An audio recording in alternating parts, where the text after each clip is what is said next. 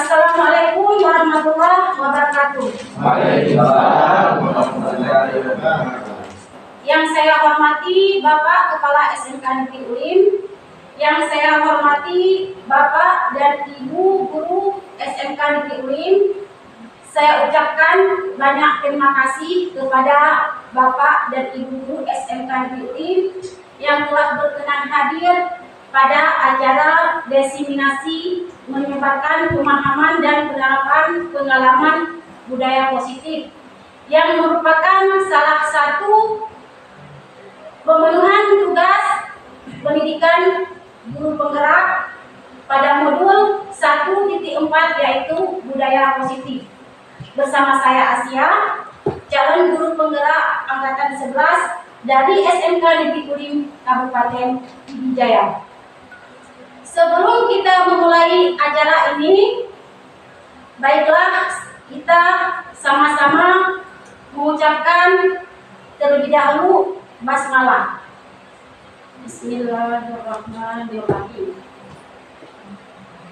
Bapak dan Ibu Guru, walaupun ini masih terasa pagi, saya ingin melihat semangat Bapak Ibu Guru terlebih dahulu. Mana semangatnya Bapak Ibu?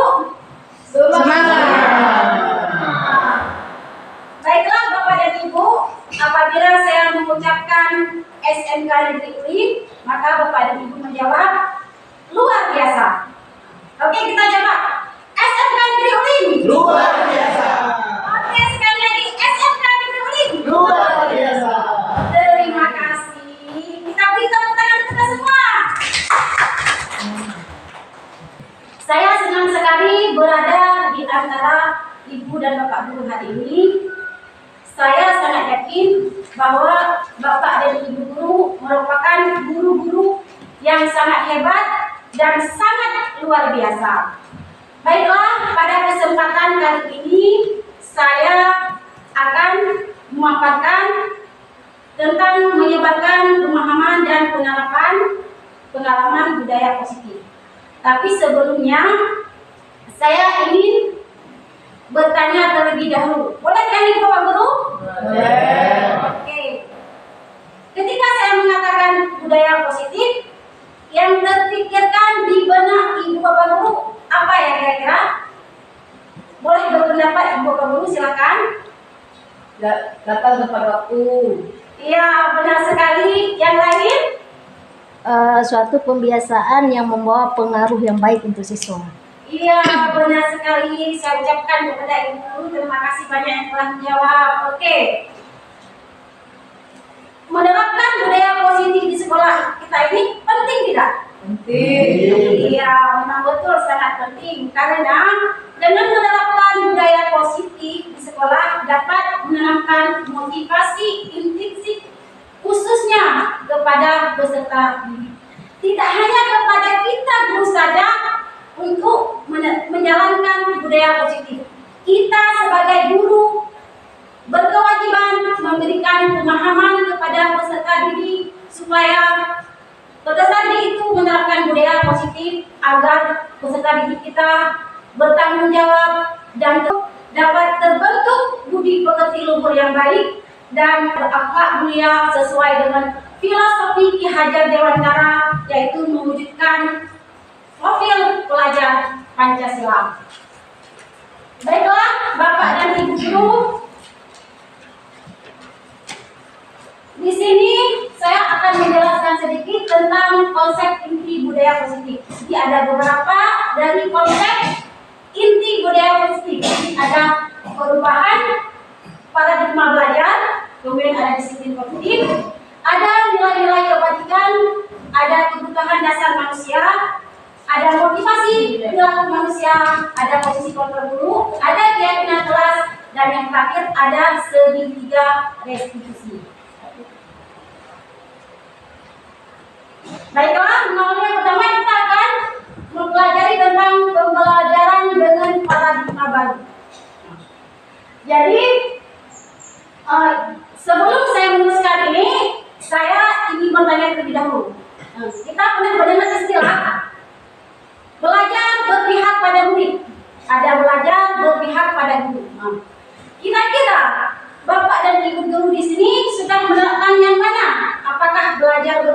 pada murid atau berpihak pada guru? Oke, boleh berpendapat? Pada murid. Pada murid. Iya, dan lain sama semua kan? Alhamdulillah, berarti guru-guru di SMK Negeri Udik ini telah menerapkan pembelajaran yang berpihak pada murid. Jadi di sini kalau Bapak Ibu memang sudah melakukannya, berarti memang pembelajaran ini sudah dirancang dengan visi pembelajaran berdiferensiasi, yaitu sesuai dengan kebutuhan peserta didik. Ini merupakan cita-cita dari Bapak Ki Hajar Dewantara, yaitu kita sebagai guru memang harus menuntun siswa kita menuju cita-citanya sesuai dengan yang diinginkan. Kita tuntut itu dengan hal yang positif, jangan hal yang negatif. Yaitu selanjutnya Bapak Ki Hajar Dewantara ini juga ingin mewujudkan profil pelajar Pancasila. Jadi di sini terlihat kan dimensi dari profil pelajar Pancasila ini ada 6, yaitu yang pertama beriman dan bertakwa kepada Tuhan Yang Maha Esa dan berakhlak mulia. Jadi kita sebagai guru harus bisa menerapkan dan menginginkan siswa kita supaya bisa beriman, selain beriman kepada Allah Subhanahu Wa Taala dan bertakwa. Jadi juga berakhlak mulia. Inilah tuntunan kita sebagai guru untuk menerapkan supaya siswa kita bisa beriman dan bertakwa kepada Allah Subhanahu Wa Taala. Jadi kemudian yang kedua, berkebinekaan kota. Jadi siswa di sini nanti diharapkan bisa menjunjung tinggi nilai-nilai budaya yang ada di daerah kita. Jadi di Indonesia kan nilai-nilai budaya banyak ya kan?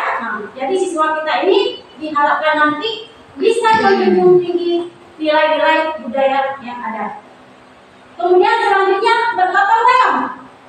Jadi dalam istilah bergotong royong ini tidak hanya berpaku dalam pembelajaran, tetapi istilah gotong royong di sini jadi bekerja sama, berkolaborasi. Jadi siswa ini bisa bekerja sama antara sesamanya atau berkolaborasi sesamanya. Kemudian juga siswa bisa berkolaborasi antara kita guru.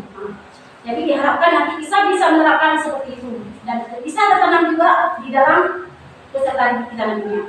Oke, kemudian yang selanjutnya yaitu kreatif. Jadi siswa kita harus kreatif. Jadi punya ide-ide tertentu supaya dia bisa terapkan. Kita cuma sebagai guru menuntun siswa tersebut supaya berkreatif. Kemudian yang selanjutnya itu bernalar kritis. Jadi siswa itu bisa berpikir dan bernalar kritis. Diharapkan bisa tercapai juga. Oke, kemudian mandiri. Siswa kita harus mandiri. Jadi segala sesuatu dia harus dilakukan dengan keinginan diri sendiri, bukan karena dorongan kita. Dia harus mandiri, tidak perlu berpaku pada kita guru. Guru cuma menuntun dan membimbing saja. Oke, sudah paham Bapak Ibu? Ya, paham. Kita lanjutkan lagi. Miskonsepsi tentang teori kontrol. Kita salah mengartikan kadang-kadang kita bisa melakukan ini pada berbagai semua tidak miskonsepsi. Padahal semua ini ilusi. Jadi kadang-kadang kita ilusi guru bisa mengontrol murid, padahal sebenarnya kita tidak bisa mengontrol murid. Bisa tidak kita mengontrol murid? Bisa? Tidak. Jika kita mengatakan bisa, berarti itu hanya ilusi saja. Kenapa? Kita tidak bisa mengontrol seseorang. Karena seseorang itu saja yang bisa mengontrol dirinya sendiri. Tidak bisa betul. Kalau kita mampu mengontrol itu pun hanya sementara. Nanti terakhirnya dia akan berubah. Kalau memang tidak ada motivasi intrinsik dari siswa tersebut, jadi tidak bisa kita kontrol. Kemudian ilusi bahwa semua penguatan positif, efektif dan bermanfaat. Kadang-kadang kita beri misalnya dukungan atau dorongan ataupun hal-hal bujukan. Misalnya kita bujukan siswa untuk melakukan sesuatu. Kita berpikir bahwa bujukan itu bisa menerapkan penguatan positif, efektif dan bermanfaat. Padahal itu hanya ilusi. Tidak.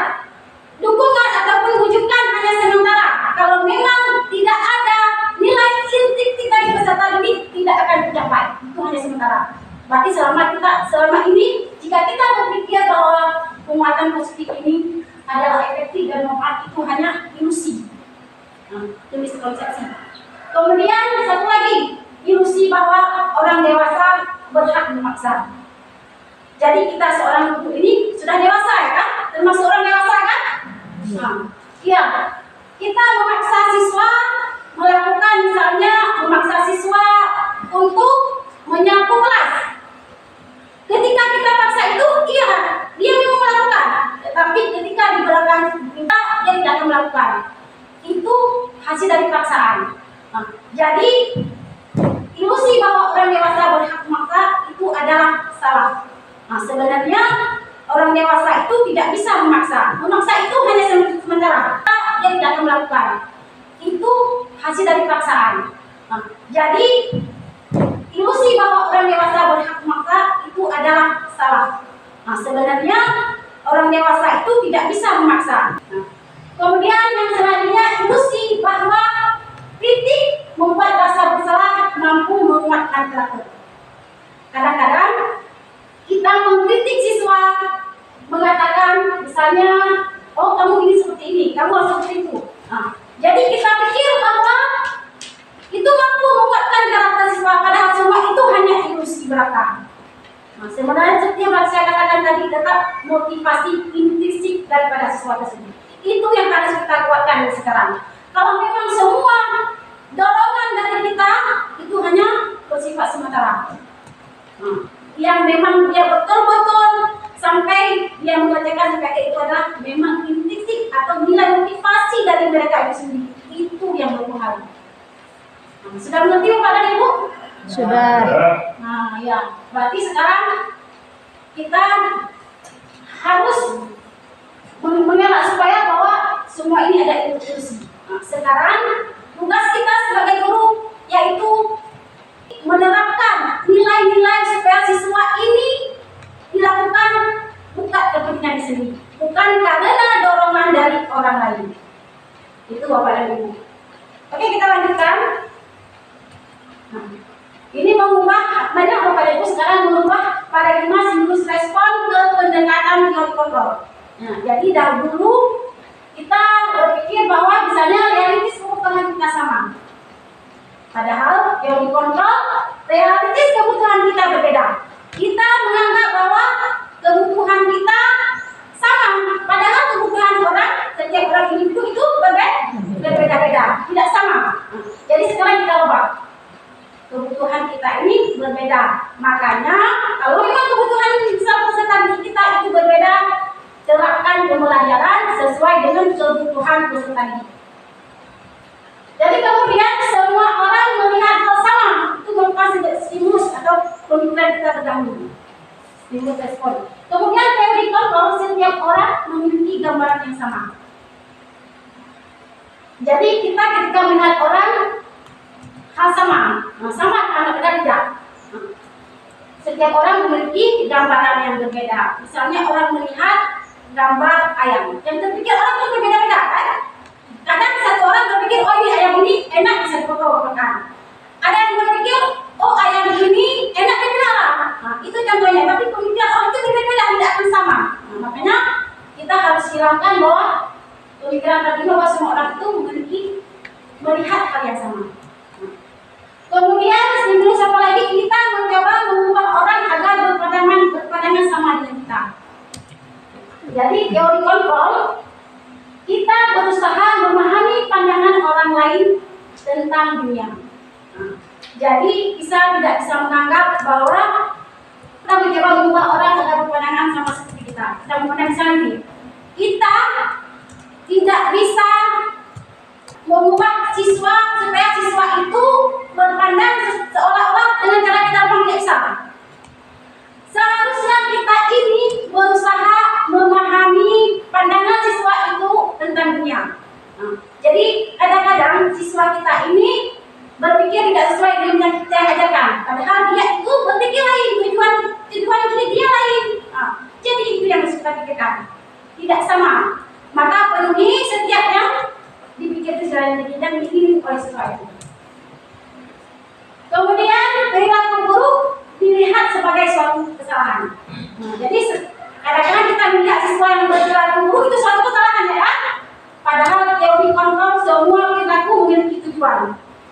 Siswa tidur di kelas, siswa misalnya membuat ulah di kelas, itu siswa punya tujuan. Ada tujuan dia yang tidak tercapai, makanya itu harus kita pelajari. Tujuan apa yang diinginkan oleh siswa? Karena tidak sama.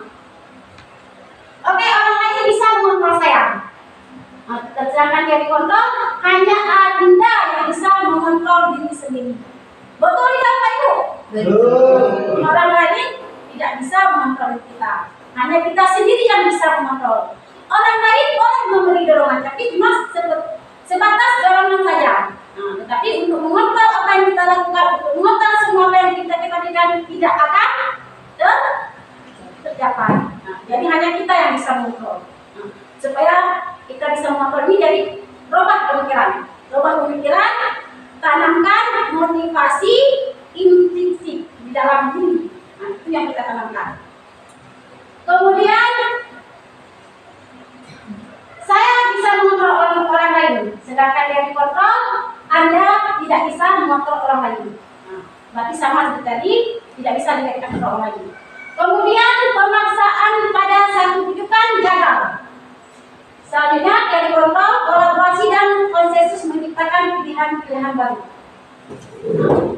Memang dulu kita berpikir bahwa pemaksaan pada satu tujuan gagal.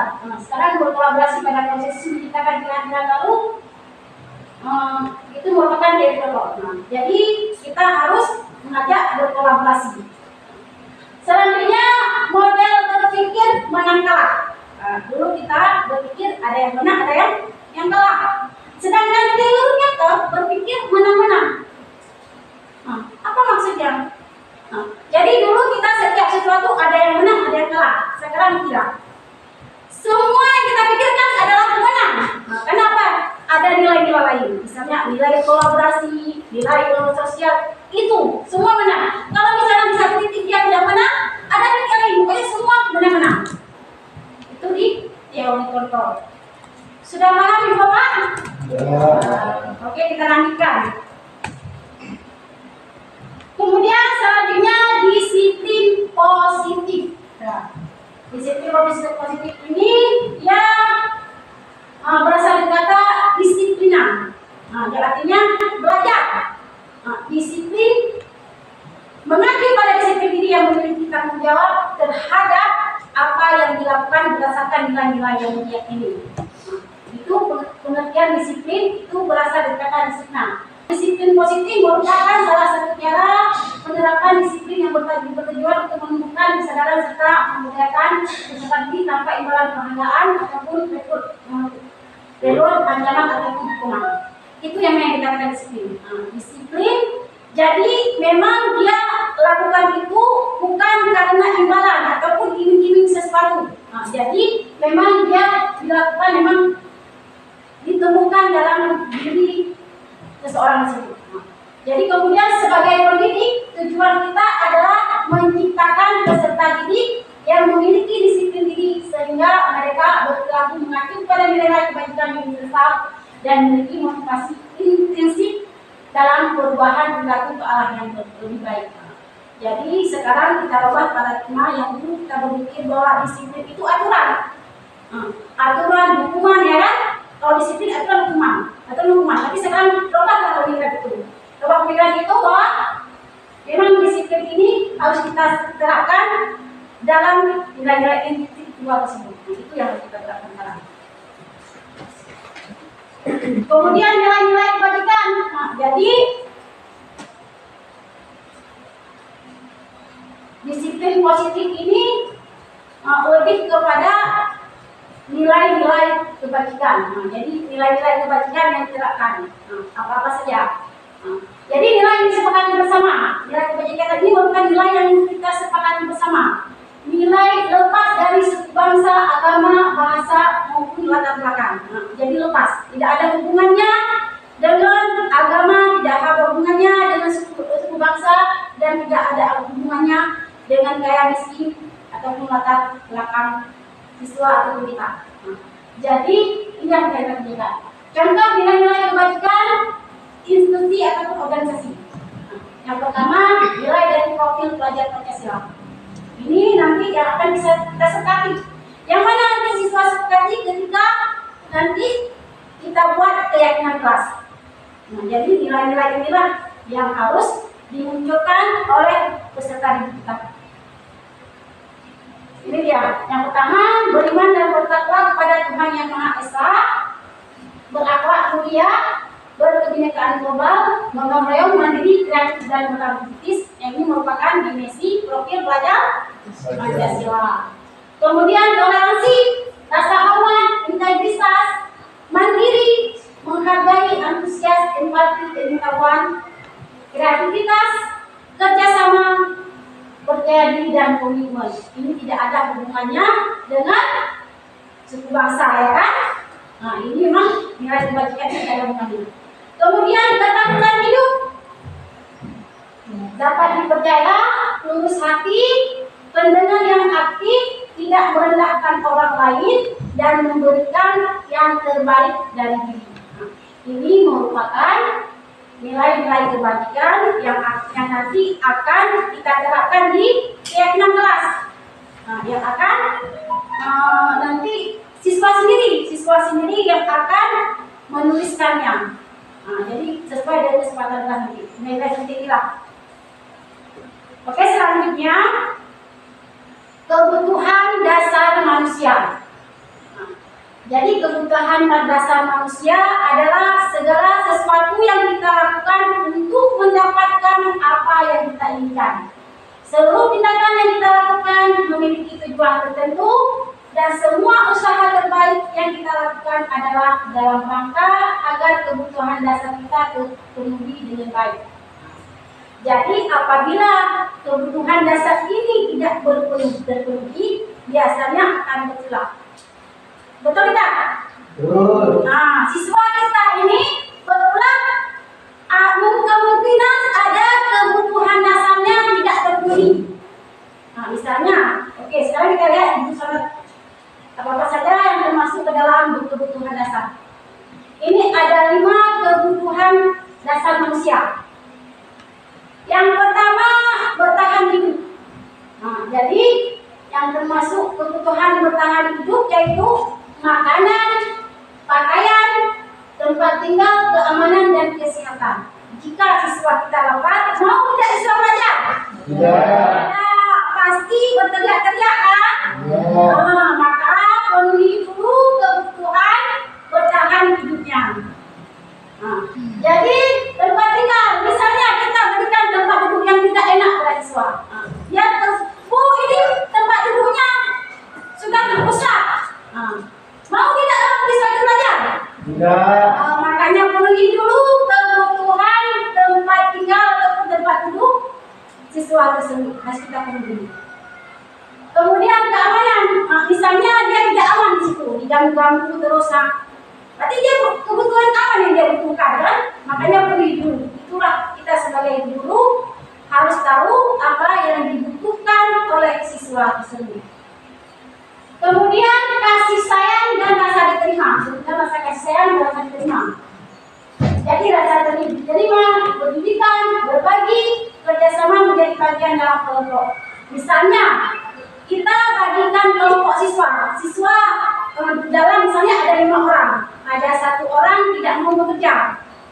Dia asyik menyendiri saja. Itu kita sebagai guru harus tahu apa yang diinginkan ataupun kebutuhan apa yang diinginkan oleh siswa tersebut. Oke, selanjutnya kebutuhan penguasaan. Jadi yang termasuk ke dalam kebutuhan penguasaan yaitu harga diri, keinginan untuk dianggap ataupun memimpin, kemudian berprestasi diakui dan didengar. Jadi di sini sebagai contohnya, jadi misalnya di dalam kelas kita membagikan kelompok siswa. Jadi dalam kelompok itu ada ketua, ada wakil, ada anggota. Jadi salah satu siswa yang memang ingin dia berkuasa ataupun memimpin. Jadi kita berikan sebagai anggota. Jadi dia ugal-ugalan tidak mau bekerja. Dari sini dia ketua. Berarti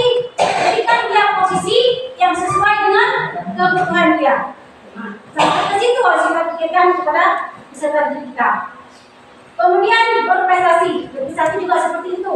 Misalnya siswa itu pandai dia sering membaca buku, berminat. Ketika ada acara pemilihan kompetensi ataupun lomba, bukan dia yang kita pilih, kita pilih orang lain. Maka ketika dalam pembelajaran nantinya dia tidak akan dipilih.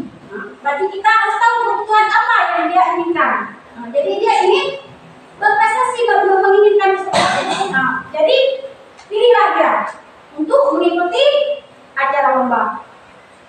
Kemudian diakui contohnya misalnya begini. Misalnya siswa tersebut diakui dia memang mudah seperti itu. Memang dia tidak sanggup menuruti atau menginginkan keinginan kita sebagai guru. Jadi dia ingin diakui bahwa dirinya misalnya dia sanggup memperbaiki kereta misalnya, ataupun dia memang mau diakui dia sanggup memelihara ayam. Contohnya seperti itu. Maka berikanlah pengakuan, puji siswa tersebut bahwa siswa itu hebat, supaya nanti motivasi siswa itu jalan. Itu makanya penuhi dulu ketika kita dalam pembelajaran, kita penuhi dulu apa kebutuhan siswa tersebut. Kemudian selanjutnya didengar. Jadi misalnya siswa itu ingin bercerita, kita dengar dulu apa keluhan, apa yang diinginkan. Dengarkan dulu.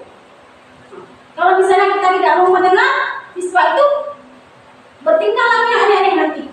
Bertingkah laku, misalnya yang negatif mengganggu prosesnya pembelajaran kita. Jadi penuhi dulu apa kebutuhan yang diinginkan oleh siswa tersebut. Kemudian selanjutnya kebutuhan kebebasan. Di sini yang termasuk ke dalam kebutuhan kebebasan yaitu mandiri, memiliki pilihan, mencoba hal baru, mampu mengendalikan alat dirinya. Jadi di sini masuk kebutuhan kebebasan, misalnya dalam kelas. Kita guru asyik saja ceramah, menjelaskan, pokoknya pembelajaran berpihak pada guru. Jadi di sini kita tidak memberi kebebasan kepada siswa. Tidak kita beri. Misalnya siswa dia ingin belajar di lapangan, tapi tidak kita berikan. Jadi dia ugal-ugalan, tidak mau melakukan. Maka penuhi urusannya dia ingin bebas. Ataupun dia ingin bebas, ingin menonton, penuhi pembelajaran nanti supaya dia bisa menyalurkan keinginan dia menonton. Jadi kita sebagai guru ini harus betul-betul memperhatikan keinginan daripada siswa kita. Kemudian siswa ini mau mencoba hal-hal yang baru.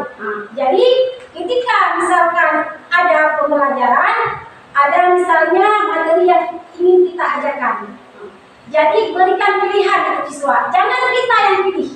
Karena siswa itu dia ingin mencoba hal yang baru sesuai dengan keinginan dia. Beri pilihan. Kemudian mampu mengendalikan alat dirinya. Jadi biarkan dia mengendalikan, jangan kita yang mengendalikan siswa tersebut. Kita cuma menuntun siswa. Tidak bisa kita harapkan siswa itu sesuai dengan apa yang kita mau. Tetapi kita tuntun siswa tersebut apa yang mereka mau.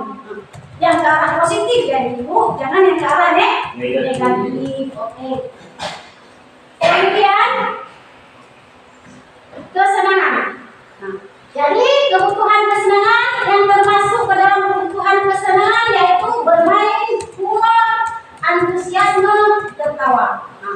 Jadi ketika dalam kelas ada siswa yang suka tertawa, jangan dimarahi ya Bapak Ibu. Karena memang dia ini butuh kesenangan. Jadi ketika di dalam kelas misalnya ada siswa yang suka berhumor, jangan kita marahi. Karena dia memang butuh kesenangan. Penuhi dulu kebutuhan dia. Insya Allah dia akan mematuhi apa yang kita inginkan. Kemudian ketawa, bisa juga kita sebagai guru, jadi buat pembelajaran yang membuat dia menyenangkan, yang membuat dia misalnya antusiasme, ataupun yang membuat dia bermain-main. Jadi pilih metode atau model pembelajaran sesuai dengan kebutuhan siswa. Itu. Sudah paham Bapak Ibu?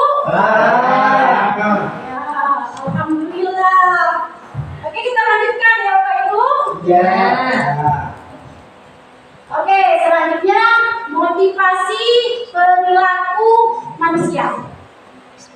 Jadi motivasi perilaku manusia ini ada yang ekstrinsik, ada yang intrinsik. Berarti ada yang dari luar, ada yang dari dalam. Oke. Yang ekstrinsik biasanya dia lakukan itu untuk menghindari ketidaknyamanan atau hukuman. Misalnya ini peraturan dia memakai sepatu warna hitam karena tidak ingin dihukum. Bukan karena kesadaran dia, oh karena ini memang aturan mungkin bagus kita pakai.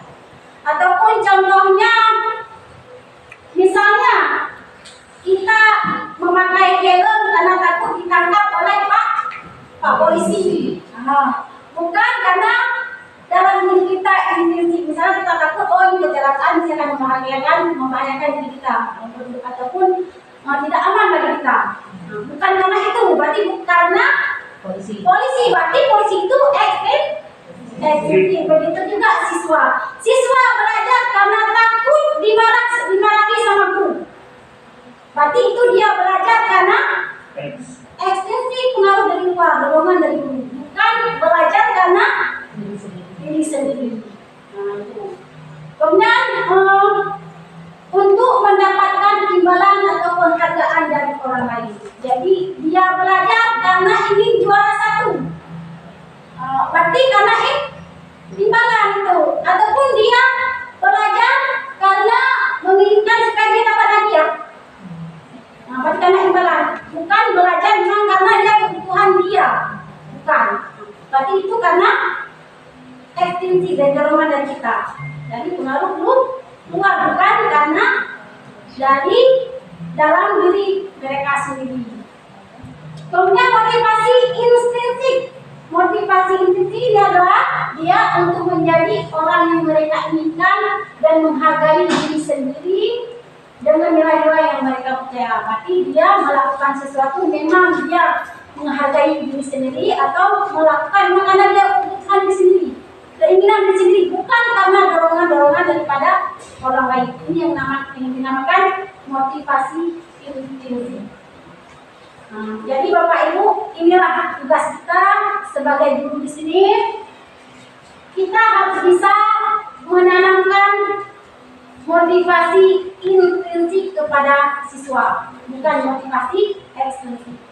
Jangan selalu kita dorong, tapi tunjukkan dulu nilai-nilai kebajikan yang ada pada diri siswa. Itu yang kita temukan, nilai-nilai apa yang diperlukan tentunya buat dalam kesepakatan ke kelas. Jadi mereka yang sepakati. Kalau berarti yang langgar, berarti konsekuensinya juga mereka. Itu yang harus kita tentukan. Libatkan siswa. Jangan kita guru. Jangan kita guru, atur semua, jangan libatkan siswa. Kolaborasi dengan siswa. Jadi ajak siswa apa yang akan kita lakukan supaya misalnya pembelajaran kita tercapai dengan maksimal. Jangan kita dorong. Tumbuhkan dulu motivasi intrinsik siswa. Oke, sudah paham Bapak Ibu?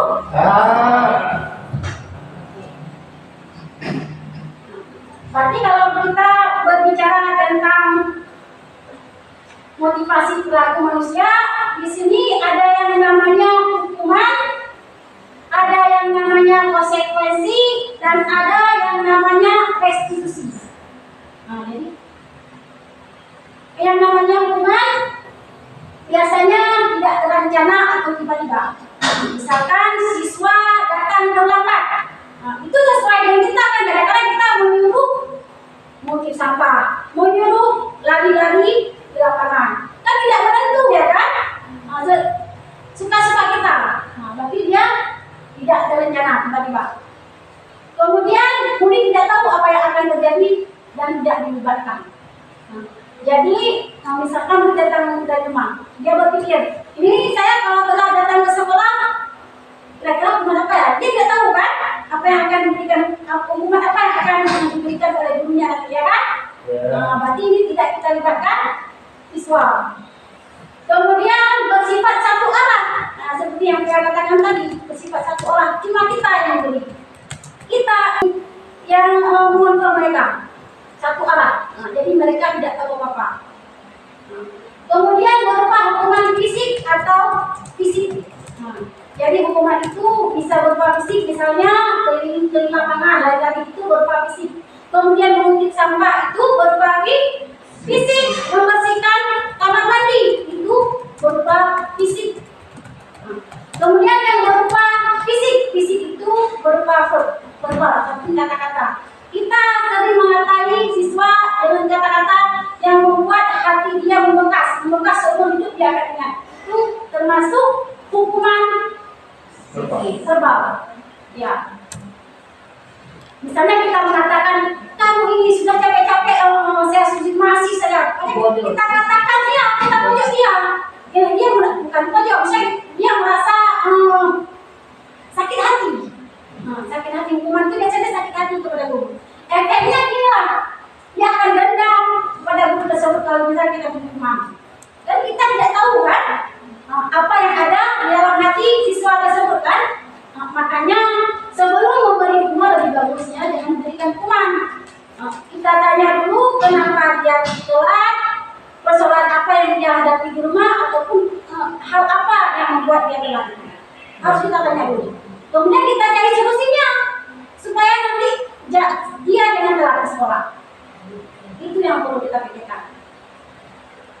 Kemudian kalau konsekuensi ini terencana atau disepakati sesuai dengan peraturan. Nah, misalkan peraturan sekolah.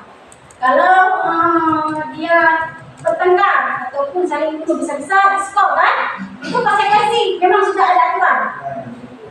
Misalnya kita buat peraturan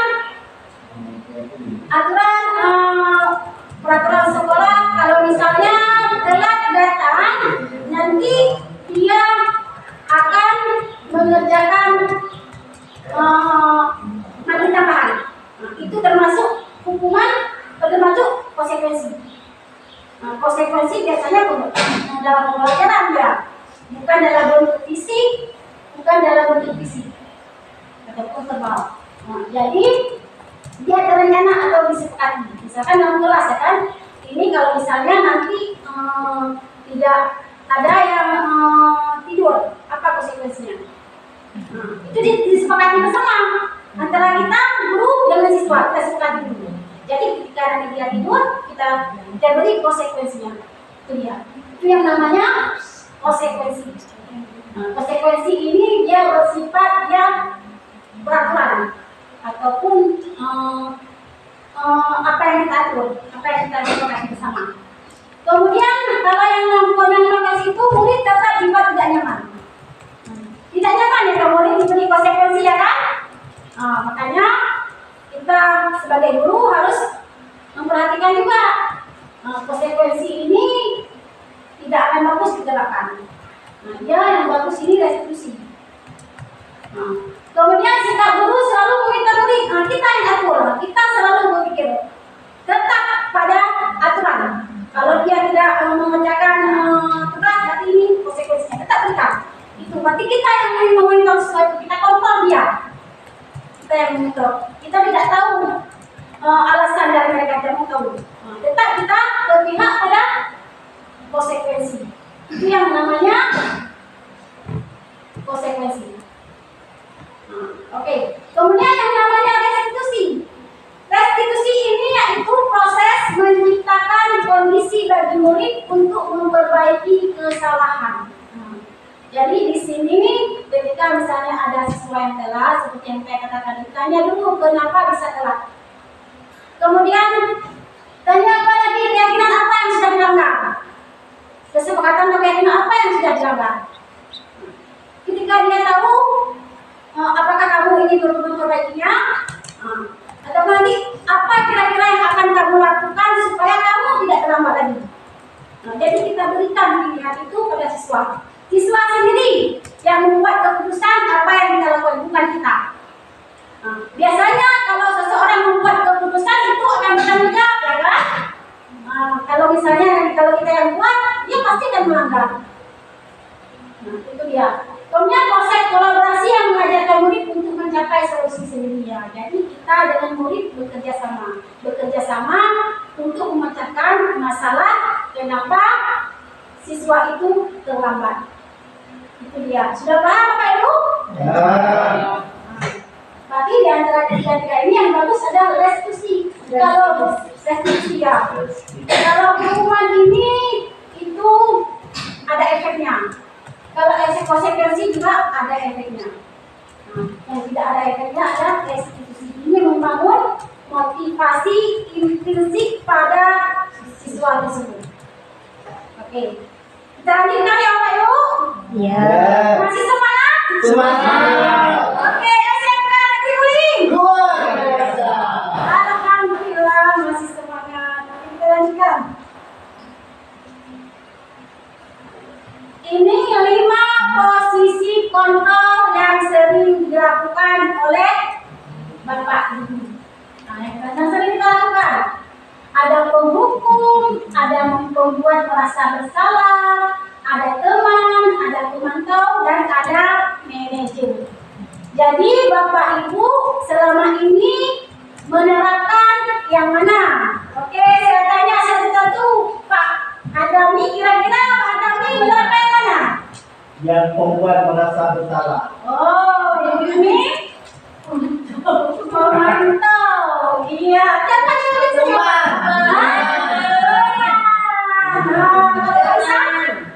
Manajer. Oh, manajer. Oke, Pak Jeki ya. Iya. Bu Eli? Teman, Bu Amel? Pemantau berani? Manajer apa Bu Yanti? Manajer penjara? Teman. Kalau Bu Bersima? Oke, kalau Ibu ini? Teman ya? Teman. Oke, sekarang kita lihat mana posisi yang lebih bagus. Oke, untuk mengetahui posisi ini mana yang bagus diterapkan, kita akan jelaskan sedikit ya. Ya. Oke. Ini ya. Ini contoh penerapan 5 posisi kontrol dengan kasus yang sama, yaitu siswa tidak memakai atribut lengkap saat upacara bendera. Ini contohnya. Sebagai penghukum sopan pada bendera 1 jam ataupun keliling telinga. Itu sebagai. Tapi ingat, penghukum ini punya efek. Kita menerapkan polisi hukum itu punya efek, dia akan dendam dari kita.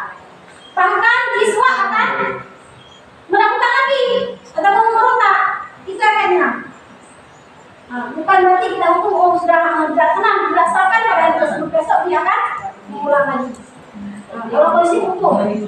Kemudian membuat merasa bersalah. Nah, contohnya berapa kali ibu harus memberitahukan kamu sama saja mengecewakan ibu. Jadi ini kata kamu sedang mengecewakan ibu, jadi gara-gara kamu saya dimarahi oleh kepala. Jadi dia di situ siswanya tercipta dia ini sifat negatif. Sifat negatif nama dia merasa insecure masalah gara-gara saya membuat ini ya. Itu di situ kita hati-hati dan jadi berpikir selalu. Itu yang tidak kita tahu. Nah, itu sebagai pembuat rasa bersalah. Tidak bagus ini. Nah, kita kan yang tahu dari luarnya saja kan, kita tidak tahu apa yang dipikirkan oleh siswa tersebut kan. Nah, itulah sekarang itu menjadi tugas kita sebagai guru untuk memikirkan sampai ke situ pada siswa kita. Paham Bapak? Paham. Nah, kemudian sebagai teman ini ayo dong ikuti aturan sekolah. Tolong bantu ibu ya, sekali ini saja. Ya sudah tidak apa-apa. Lain kali jangan sampai buat seperti ini lagi. Jadi sering kita kalau misalnya sebagai teman memaafkan. Nah, Tapi ini ada efeknya. Siswa tidak akan mandiri. Dia tidak akan mandiri. Dia terus membutuhkan dorongan kalau ini. Tidak akan mandiri siswa. Nah, ini efek. Kemudian sebagai pemantau. Contohnya, kamu sedang melanggar peraturan sekolah. Kamu tahu konsekuensinya. Setelah upacara kamu melihat ibunya operasi dan diulangi lagi. Berarti ini konsekuensinya berarti dosa kaku. Nah, kita ini tidak ketawa, tidak kaku. Semua kita buat sesuai dengan aturan. Nah, jadi kaku kan bisa nggak suka. Ini tidak akan mandiri sepenuhnya juga. Nah, siswa butuh dorongan. Nah, kalau kita sebagai oke, kita lanjutkan. Ini sebagai manajer. Manajer ini, apakah kamu tahu kesalahanmu? Kira-kira bagaimana kamu memperbaikinya? Jadi harus tahu. Hari ini kamu kenapa nak pakai sepatu itu misalnya? Kamu tahu, kamu tahu kesepakatan kita apa yang melanggar? Itu kamu tahu keyakinan apa yang sudah kita lakukan? Pasti akan dia jawab, oh saya keyakinan ini. Oh, kamu bagaimana cara kamu memperbaikinya? Dia yang memperbaiki.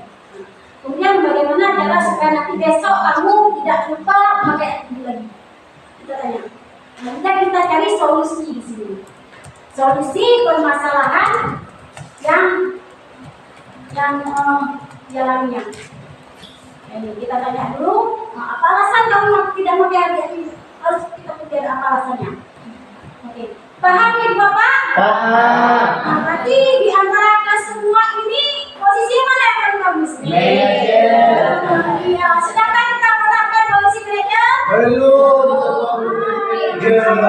Harus mau mulai. Ya, oke, kalau belum, mari kita bersama-sama untuk memulai dari sekarang. Pelan-pelan Bapak Ibu.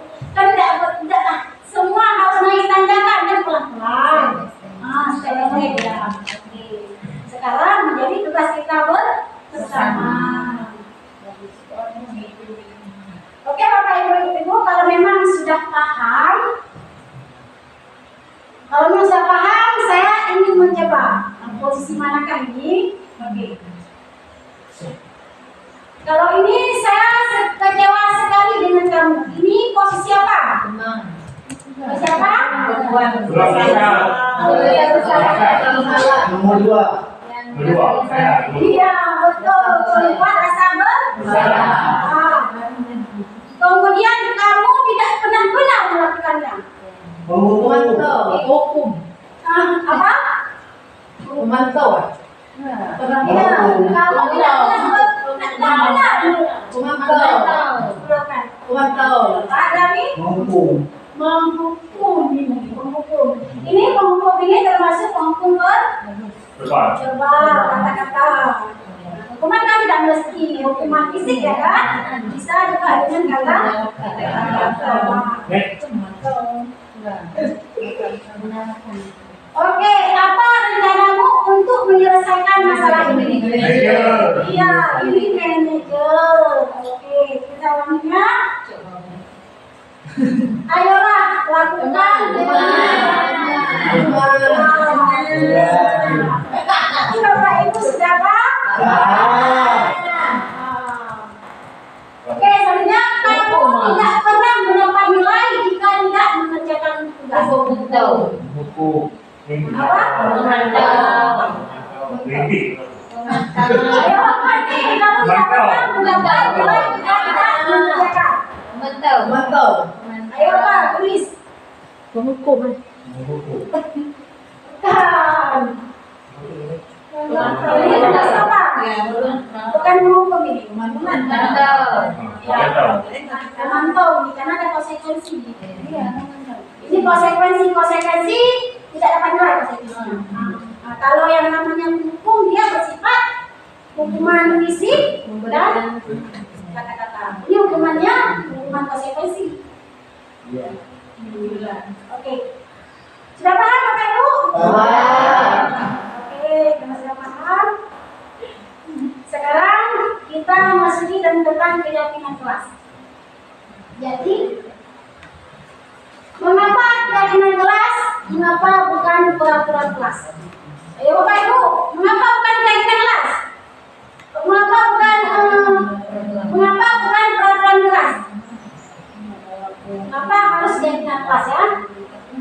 karena keyakinan kelas itu berbeda dengan peraturan kelas. Ya. Bedanya apa Ibu? Kalau keyakinan Ya. Ya begini Ibu. Kalau peraturan memang ini memang sudah diatur. Kemudian konsekuensinya juga sudah ada. Kalau misalnya keyakinan itu memang itu dibuat oleh mereka diri sendiri dan diyakini oleh mereka sendiri, kemudian mereka akan bertanggung jawab apa yang akan diyakininya. Contohnya seperti yang saya katakan tadi, misalkan Bapak Ibu memakai helm itu kenapa? Kenapa? Bukan kata Pak Polisi kan? Berarti Bapak Ibu kalau memang untuk keselamatan, berarti Bapak Ibu meyakini bahwa dengan memakai helm itu akan menjaga keselamatan masing-masing. Nah, berarti Ibu yakini kalau memang Bapak Ibu memakai helm karena takut Pak Polisi, itu peraturan. Sudah paham Bapak Ibu? Bagaimana dengan siswa? Siswa tadi memakai atribut karena takut misalnya dimarah Bapak Ibu, takut misalnya diberi hukuman, takut misalnya diberi nanti sanksi. Nah itu dia. Bukan karena kemauan, bukan karena ini kalau saya pakai atribut memang ini sudah sudah mengirimkan saya seorang mahasiswa. Nah itu bukan karena itu. Sudah paham Bapak Ibu? Oke. Pembentukan keyakinan kelas. Pembentukan keyakinan kelas ini dia harus bersifat abstrak, kemudian bersifat pernyataan universal seperti kata-kata yang seperti yang kita jelaskan sebelumnya, yaitu hal yang baik apa yang akan kita lakukan. Nah itu dia. Kemudian dibuat dalam pernyataan positif. Jadi keyakinan kelas itu tidak boleh dalam bentuk kata-kata negatif. Tahu maksudnya Bapak Ibu tidak boleh dalam kata-kata negatif? Tahu. Seperti apa? Menghindari kata seperti dilarang, jangan. Iya. Karena kalau dilarang biasanya itu adalah lebih ke peraturan. Nah, kalau keyakinan ini hindari menggunakan kata negatif, gunakan kata positif. Misalnya tidak boleh membuang sampah. Jangan gunakan tidak boleh. Gunakan jagalah kebersihan.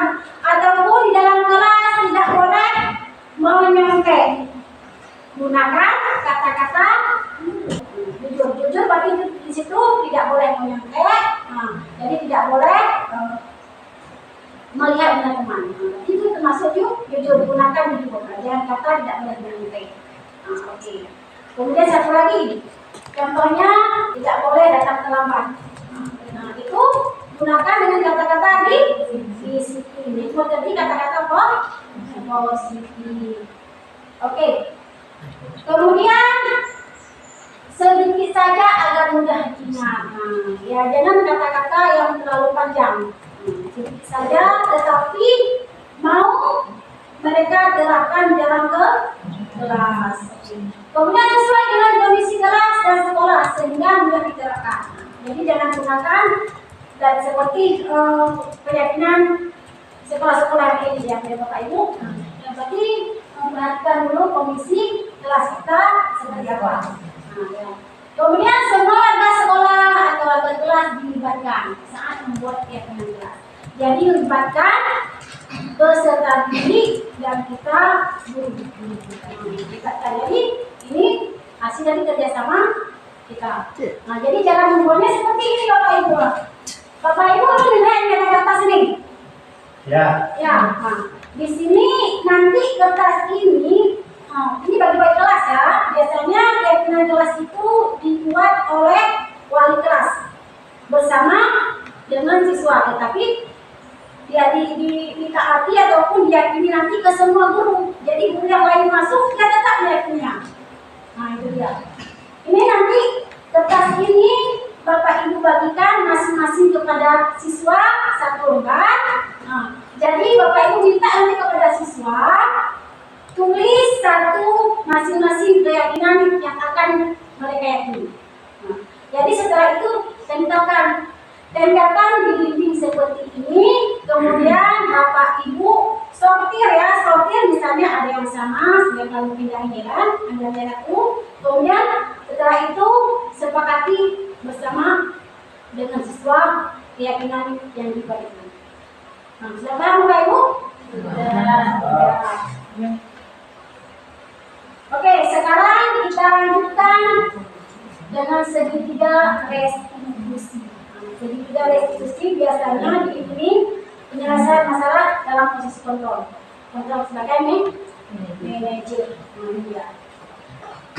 Segitiga restitusi ini merupakan suatu proses dialog yang dijalankan oleh guru agar dapat memastikan murid yang mandiri dan bertanggung jawab. Jadi hal ini nanti diharapkan supaya siswa tersebut bisa mandiri dan bertanggung jawab. Kemudian ada 3 tahap segitiga restitusi. Yang pertama menstabilkan identitas, yang kedua validasi tindakan salah, kemudian menanyakan keyakinan kelas. Jadi ada 3 tahapan segitiga restitusi. Oke, sekarang kita jelaskan satu persatu. Oke, menstabilkan identitas. Menstabilkan identitas ini berdasarkan prinsip membuat kesalahan adalah bagian dari proses pembelajaran. Jadi siswa itu berbuat salah merupakan proses pembelajaran. Jadi karena ada salah, dia bisa menjadi suatu pembelajaran bagi siswa. Jadi di sini contohnya, nanti kita stabilkan, kita tanya pada siswa, berbuat salah itu bagian. Nanti kita bisa stabilkan supaya dia jangan menjadi stabil. Kita beri pendinginan istilahnya ya. Kemudian tidak ada manusia yang sempurna. Adapun jika itu berada di posisi kamu, itu pasti akan melakukan sama hal yang sama. Oke, kemudian Bapak juga pernah melakukan hal itu. Mari kita stabilkan dulu. Kemudian Bapak atau Ibu tidak mau menjadi siapa yang salah, tapi Ibu ingin menjadi solusi dari permasalahan ini. Jadi kita stabilkan dulu. Kemudian kamu berhak merasa itu. Nah itu termasuk menstabilkan kita. Jadi kita stabilkan dulu siswanya. Kita tanyakan ya kan. Kemudian yang selanjutnya validasi tindakan yang salah.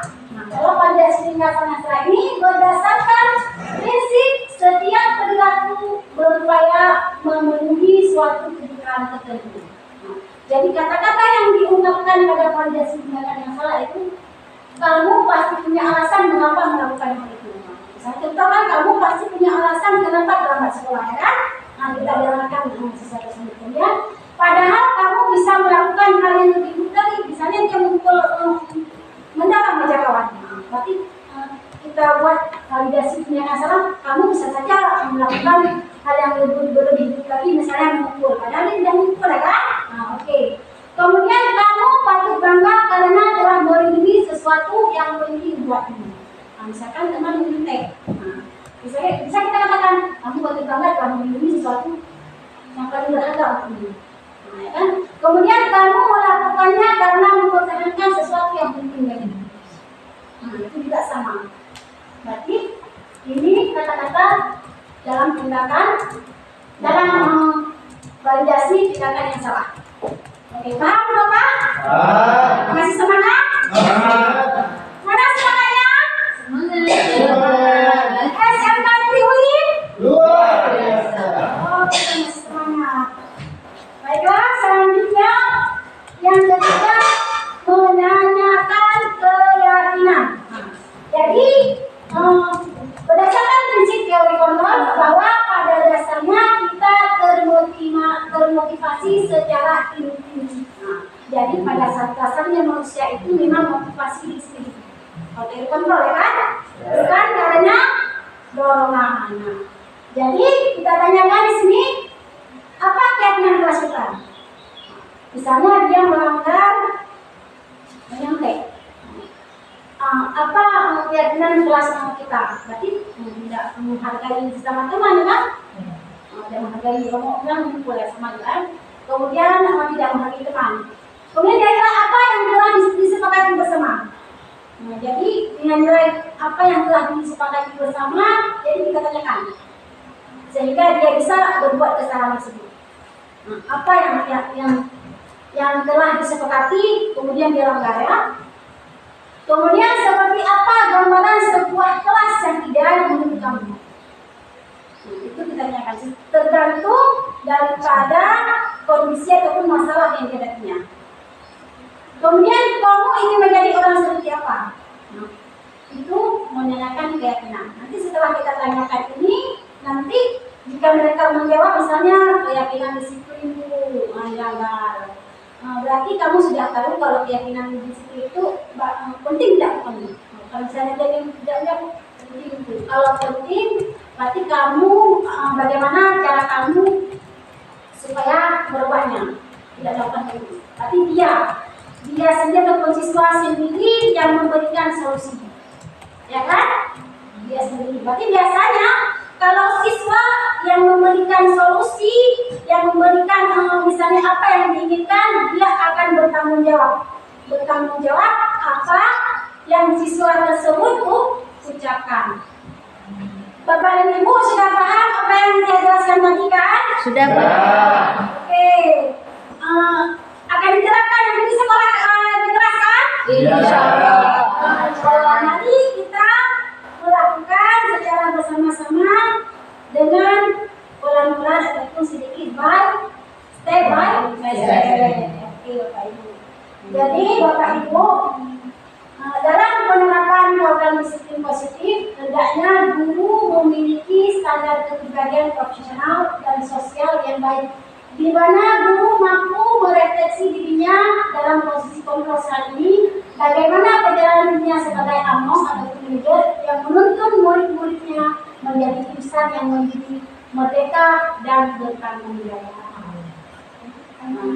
Baiklah Bapak dan Ibu, untuk menutup acara kita hari ini, mari bersama-sama kita mengucapkan Alhamdulillah. Alhamdulillahirrahmanirrahim. Bapak dan Ibu, terima kasih atas perhatiannya hari ini. Lebih dan kurang saya mohon maaf kalau memang ada kata yang salah dari saya mohon beri maaf. Jadi saya akhiri dengan wassalamualaikum warahmatullahi wabarakatuh. Waalaikumsalam warahmatullahi wabarakatuh.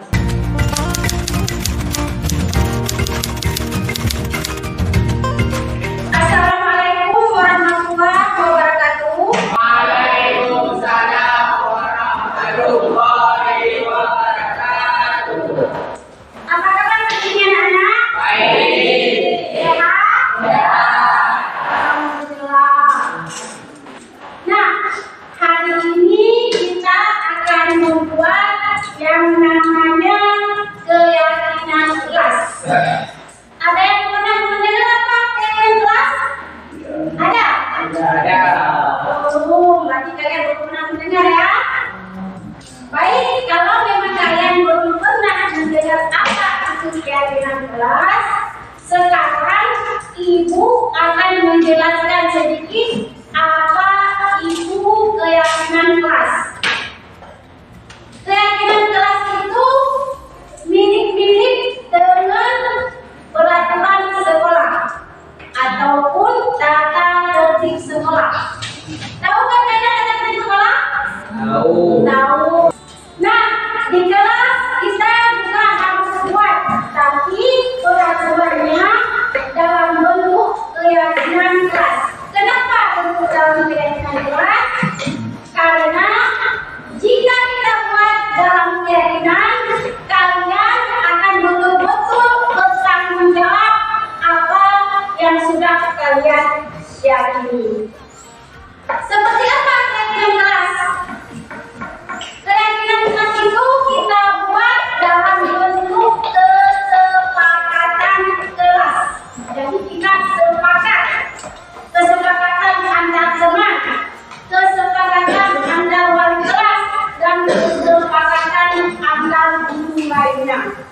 Contohnya, sepakat misalnya saling menghargai, sepakat saling menghormati.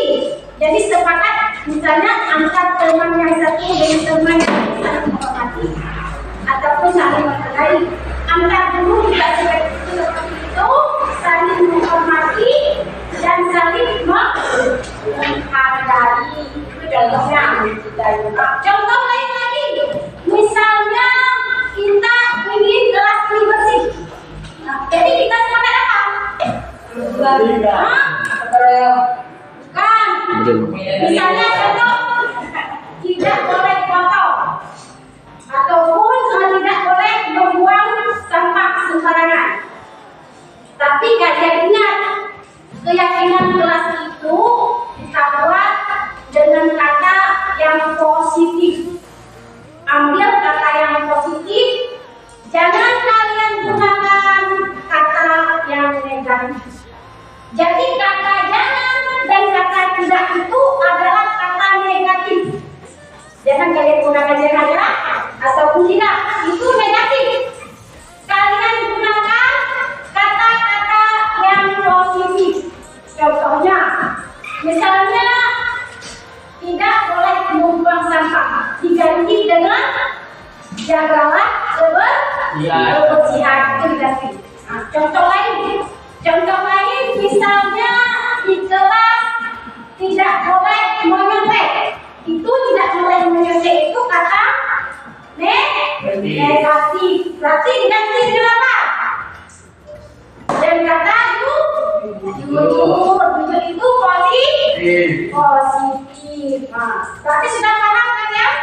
Paham kan? Kesepakatan, ingat, buat kesepakatan apa yang harus kita sepakati dalam kelas 11 aktivisi tentang kelas ini. Ini akan menjadi nanti keyakinan kelas kita akan seterusnya. Oke, paham? Paham. Kalau paham, sekarang ibu akan bagikan masing-masing satu kertas ini untuk kalian tulis satu saja kesepakatan masing-masing dari kalian. Satu saja ya. Oke, dibagikan ya. Bergerak jiwanya, selalu bergerak dengan aksi nyata, menggerakkan semua, mewujudkan generasi emas. Kami guru penggerak, kita akan menghamba pada anak Indonesia, mewujudkan semua generasi emas untuk bangsa Indonesia. Kami guru penggerak. Berarti di sini khusus tema kebutuhan gerak, rajin belajar, disiplin dan saling menghormati. Ini ada di 5. Sekarang ibu akan menyuruh kalian untuk menandatangani perjanjian kesepakatan usaha. Jadi silakan masuk satu orang, masing-masing dulu satu orang untuk maju ke depan untuk menandatangani kesepakatan kelas kita hari ini. Mewujudkan generasi emas. Kami guru penggerak,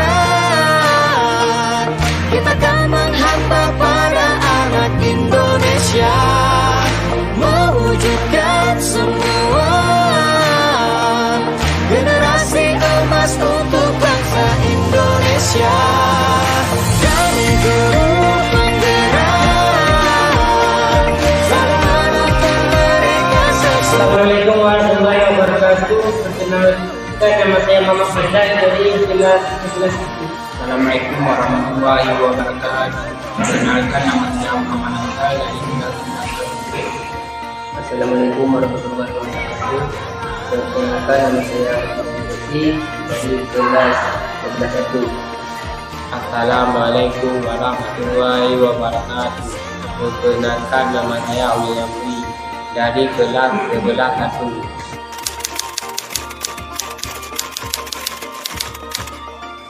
Senang sekali, sangat bersemangat.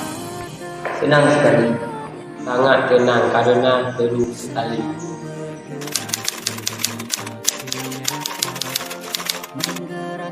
Sangat happy. Ya, sangat happy.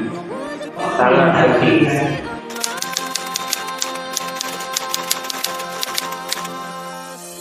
Karena dapat menumbuhkan rindu, dapat membuat kita lebih disiplin. Dapat membuat kita lebih menghargai yang lain. Karena dapat membuat kita lebih baik lagi. Generasi emas untuk bangsa Indonesia.